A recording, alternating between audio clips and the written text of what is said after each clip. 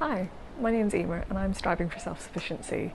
I nearly called this channel Striving for Simplicity before I realised I am crap at keeping things simple. I'm currently on holiday in Tenerife and I feel quite guilty about that.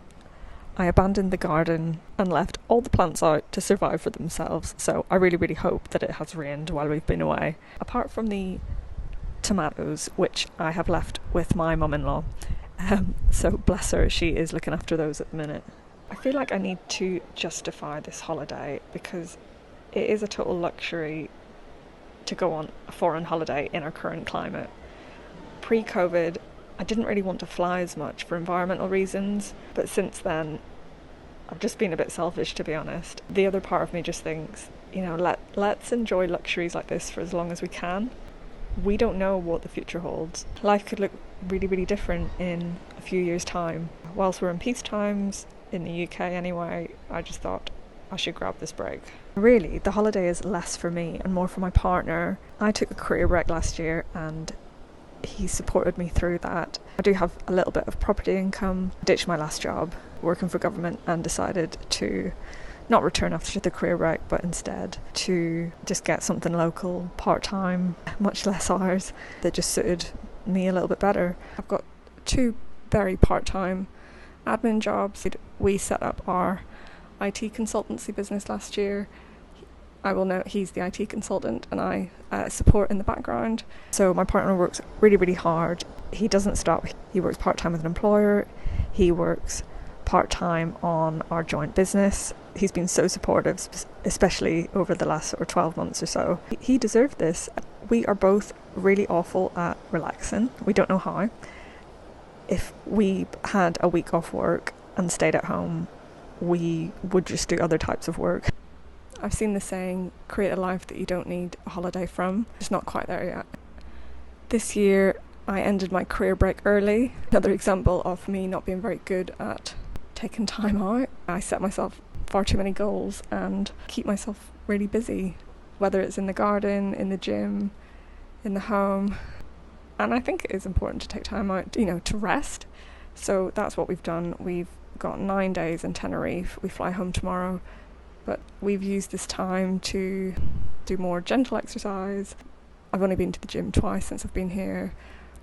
We've done lots of reading, eaten nice food and going for nice walks, enjoying being near the coast. I really enjoy reading, for example, but I find it's less of a priority when I'm at home because there's always something else to be doing. So it has been nice to sit in a sun lounger and get through lots of books, some of which I shared on the community tab on YouTube.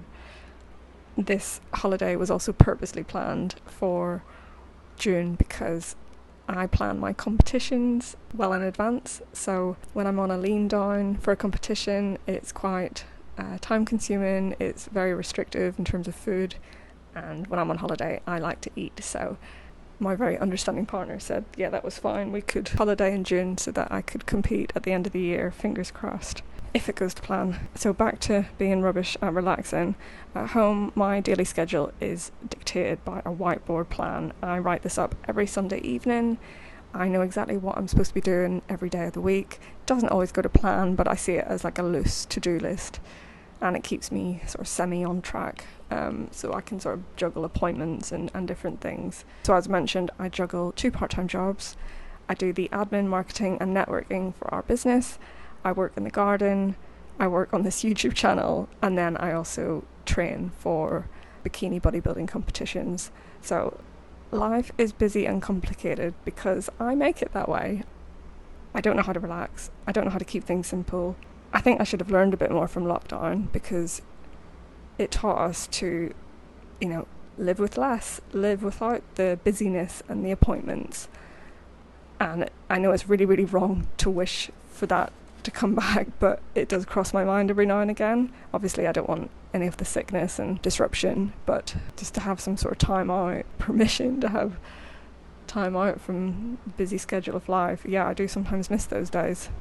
This is very much a first world problem. I can hear myself when I say all this, and I feel really quite guilty for that. I'm going to keep striving for self-sufficiency and for simplicity and just for some balance, which I think everybody badly needs. I've had a bit of time to reflect on this holiday, and when I get back, the first thing I'm going to do on Monday is hand my notice in for one of my part-time jobs. I'm going to try and say no to more things, more appointments and meetups and other plans, because I need to really just focus on my goals, on what makes me happy, on what I find most rewarding, and sort of like look back on my vision board and what's on there, which was all very linked to, you know, growing and preserving my own food, growing this channel, getting myself to stage, growing the business I've got with my partner. I appreciate that's a bit of a list, but we'll see. I will share this book, Timeless Simplicity. I have read it before, but I'm currently in the middle of reading it now, and it just reminds me of the aspects of simplicity that I really like, and not getting caught up in, I mean, I'm kind of anti-consumerism anyway, but not getting caught up in that, not getting caught up in, you know, success doesn't have to mean a big salary. You know, success can look very different to different people, and try not to get caught up on what society says. There's loads of really great references in this book, but one of them is, if you want to find the meaning, stop chasing after so many things. There's loads of great references that stood out to me.